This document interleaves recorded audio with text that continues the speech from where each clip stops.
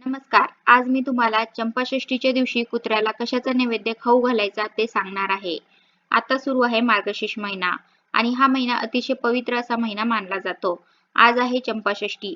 अनेक ठिकाणी चंपाषष्ठी साजरी केली जाते. तळी भरली जाते. 6 दिवसाचे षडरात्रीचे उपवास आज सुटतात. मार्गशीर्ष महिन्यातील शुक्ल पक्षातील जी षष्ठी तिथी येते ती चंपाषष्ठी म्हणून ओळखली जाते आणि या दिवशी खंडोबाची विशेष पूजा केली जाते. भगवान शंकरांच्या मार्तंड स्वरूपाची पूजा केली जाते. भगवान खंडोबा हे देखील शिवाचाच अवतार आहे. भगवान शंकराने राक्षसाचा वध करण्यासाठी भगवान खंडोबाचे रूप धारण केले होते. मल्ल आणि मणी या राक्षसांचा वध त्यांनी केला होता. म्हणून हा दिवस चंपाषष्ठी म्हणून ओळखला जातो. या दिवशी मनोभावे व्रत केले तर आपल्या आयुष्यातील दुःख, दोष, अडचणी दूर होतात, असे आपल्या हिंदू धर्मामध्ये सांगितले आहे. ज्यांच्याकडे तळी भरत नाही, खंडोबाची चंपाषष्ठीचे व्रत केले जात नाही, त्यांनी सुद्धा या दिवशी कुत्र्याला काही पदार्थ खाऊ घालायचे आहे. त्यामुळे आपल्या सर्व अडचणी दूर होतील, दारिद्र्य नष्ट होऊन जाईल आणि 7 पिढ्याचं कल्याण होईल. आपल्या हिंदू धर्मामध्ये कुत्र्याला खंडोबाचे रूप मानले जाते.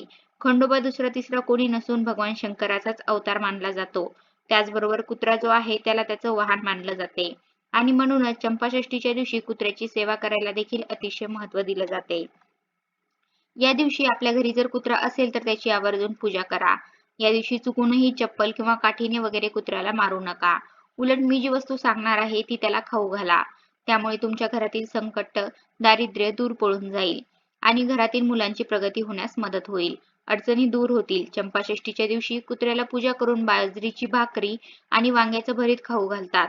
या दिवशीपासून ज्याने चातुर्मास पूर्ण पाळला असतो म्हणजे 4 महिने कांदे वांगे बंद केलेले असतात, त्यांचे कांदे वांगे चंपाषष्ठीपासून खाणे सुरू होते. चंपाषष्ठीच्या दिवशी सकाळी लवकर उठायचं आहे. पारशाची कामे आटपायची आहेत. त्यानंतर रोजच्या प्रमाणे आपल्या देवाची पूजा करायची. ज्यांच्या घरी खंडोबाची टाक असेल त्यांनी तळी भरायची आहे आणि नसेल ज्यांच्या घरी खंडोबा त्यांनी कुत्र्याची पूजा मात्र आवर्जून करायची आहे. तर तुमच्या घरी जर कुत्रा असेल तर त्याच कुत्र्याची पूजा करायची आहे. त्याला बाजरीची भाकरी आणि वांग्याचे भरीत याचा नैवेद्य खाऊ घालायचा आहे.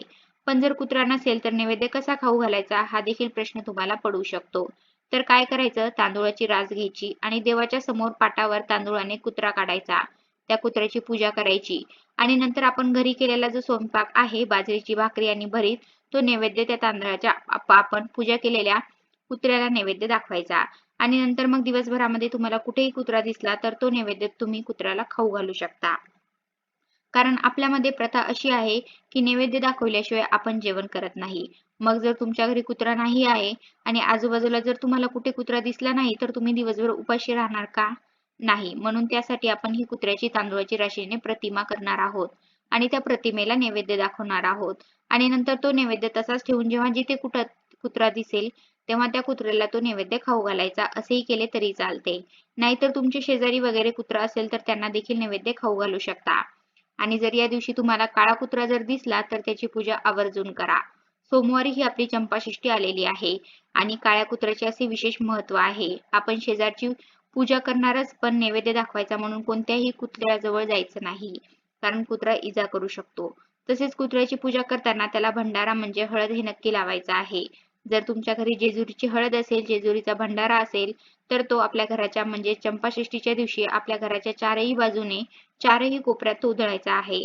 नंतर छतावर देखील तो उधळायचा आहे आणि तुमच्या घरी तळी भरली जाणार असो नसो पण घरातील सर्वांनी या दिवशी आपल्या स्वतःच्या कपाळाला भंडारा लावायचा आहे आणि भंडारा लावताना येळकोट येळकोट जय मल्हार असा जयघोष करायचा आहे. धन्यवाद.